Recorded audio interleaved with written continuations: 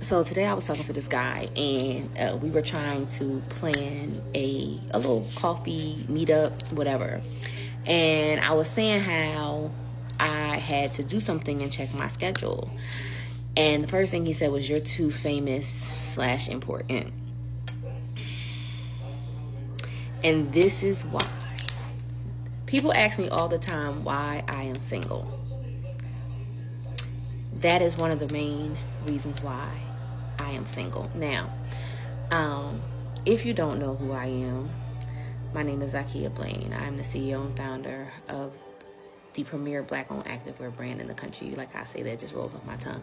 Anywho, as someone who has been in the public eye for years, it is very hard to date men who do not understand the lifestyle of a person who is in the public eye. And, I've dated men over the years, and men will say, they have no problem with it. When I'm out often, I get recognized by people. Again, I've been in these social media streets for years. So, my customers, they'll see me. They want pictures. They want hugs. We bust it up because I love my customers. But most men can't handle that.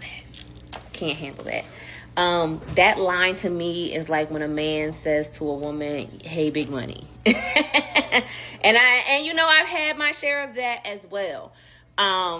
Because most men will say they're okay with it. I don't mind dating a woman who has more money than me. I don't mind dating a woman who's in the public eye. But then when they're in it, when they're in the relationship, then that resentment starts to bubble up. That ego, baby, that ego starts to eat away at them. And then ultimately it doesn't work out because they end up resenting me. They don't want to, but they do, right? And so, of course, that's not going to go anywhere, because saying that is instantly, I know that it's going to be an issue. And we can't even go any further. But to answer all the questions of why I'm single, that's one of the reasons why I choose to be single. Because I'm not going to change my lifestyle to appease a man's ego. I'm not going to dumb myself down to appease a man's ego. I am who I am, and I'm going to stand in that. I do great things, right?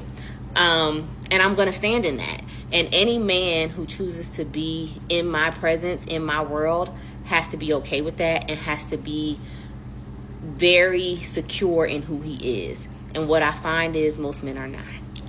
Yeah, they ain't.